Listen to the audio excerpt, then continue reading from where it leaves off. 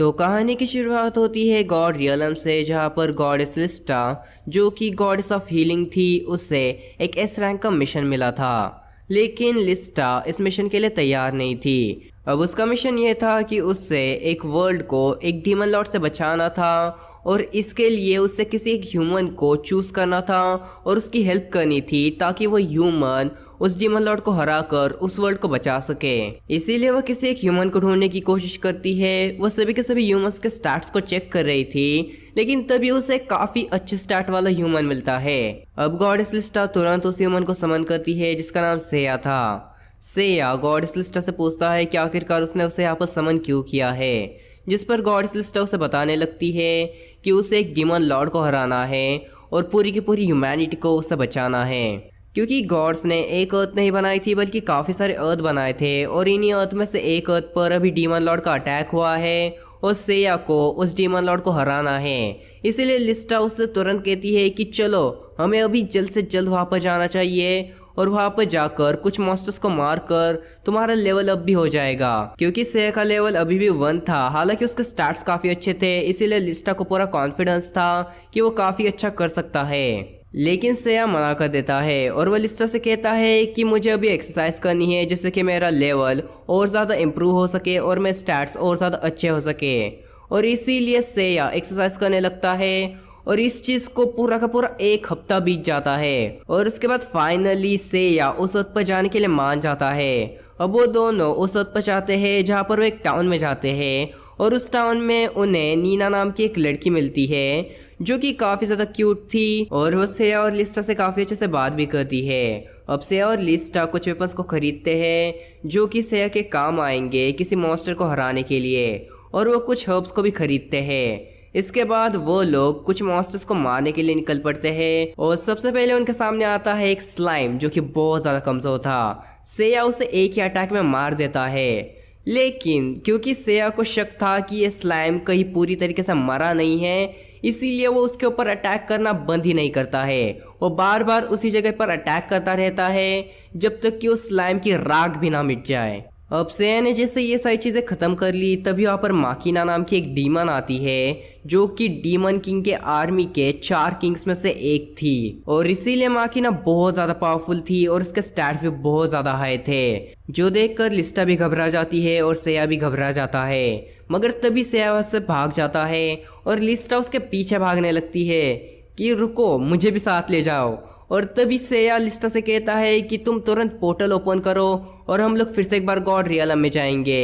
और वो दोनों वहाँ से भाग जाते हैं और सक्सेसफुली गॉड रियलम में पहुँच जाते हैं। अब सेया फिर से एक बार वर्कआउट करना शुरू कर देता है ताकि उसके स्टैट्स और ज़्यादा इम्प्रूव हो और वो माकिना को हरा सके। अब इसी बीच लिस्टा बहुत ज़्यादा क्यूरियस हो रही थी कि आखिरकार वहाँ पर चल क्या रहा है, इसीलिए लिस्टा देखती है कि आखिरकार माकिना कर क्या रही है। वह देखकर हैरान होती है कि माकिना उस टाउन के लोगों को मार रही थी और अब वह नीना के डैड को मारने वाली थी। माकिना ने लिस्टा और सिया को 10 मिनट का टाइम दिया था, लेकिन क्योंकि गॉड रियलम में टाइम थोड़ी अलग तरीके से वर्क करता है, इसीलिए सिया और लिस्टा के पास थोड़ा सा टाइम था, जिसका फ़ायदा उठाकर सिया और थोड़ी सी एक्सरसाइज कर लेता है। अब वो दोनों उन सभी को वहाँ पर बचाने के लिए पहुँच जाते हैं और सिया नीना के डैड को बचा लेता है।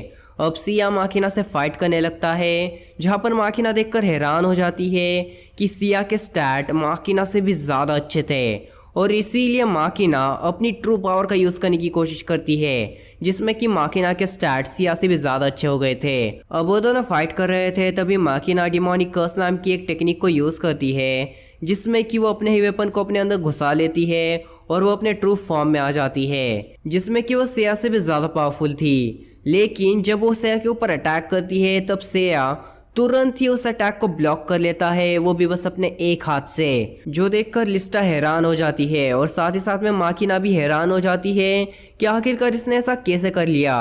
तब लिस्टा को पता चलता है कि सेया ने अपने रियल स्टैट्स को छुपा रखा था और जब वो चेक करती है तो वो देखकर हैरान होती है कि सेया के रियल स्टैट बहुत ज़्यादा हाई है। अब सेया बस अपने एक ही अटैक में माकिना को हरा देता है, जिससे कि विलेजर्स बहुत ज़्यादा खुश हो जाते हैं और लिस्टा भी बहुत ज़्यादा खुश हो जाती है। लेकिन क्योंकि वो सेया था इसीलिए उसे इस चीज़ पर भरोसा नहीं था और इसीलिए वो माकिना के सभी टुकड़ों को जमा करता है और उन टुकड़ों को भी डिस्ट्रॉय करने की कोशिश करता है, जिस चक्कर में वो पूरे के पूरे विलेज में ही आग लगा देता है। अब लिस्टा सेया से कहती है कि हमें नेक्स्ट टाउन में जाना चाहिए, लेकिन सेया कहता है कि नहीं, मुझे और ज़्यादा ट्रेनिंग करनी है। और इसीलिए वो फिर से एक बार गॉड रियलम में चले जाते हैं, जहाँ पर फिर से एक बार सेया वर्कआउट करना शुरू कर देता है। लेकिन अब एक दिक्कत आ गई थी कि सेया के स्टैट्स वर्कआउट से अब बढ़ नहीं रहे थे, क्योंकि वो अपने लिमिट पर आ चुके थे।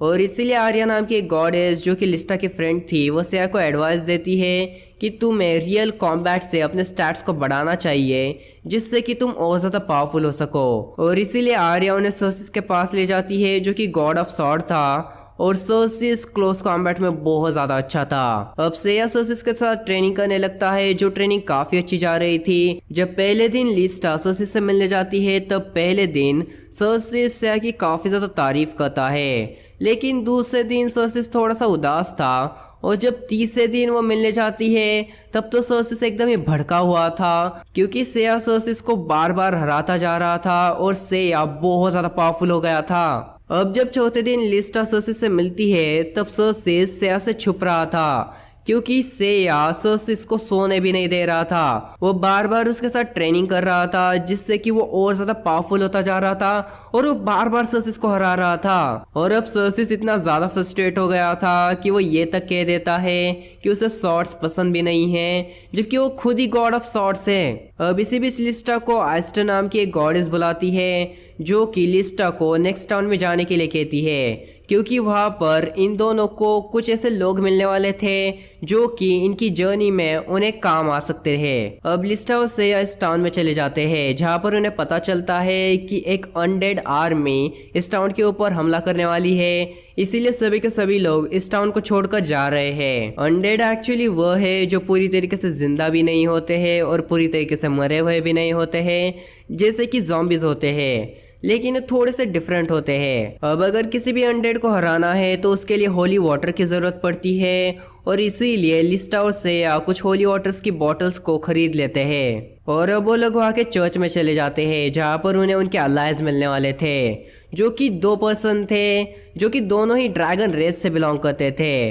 पहला था मैश और दूसरी थी इरूरू।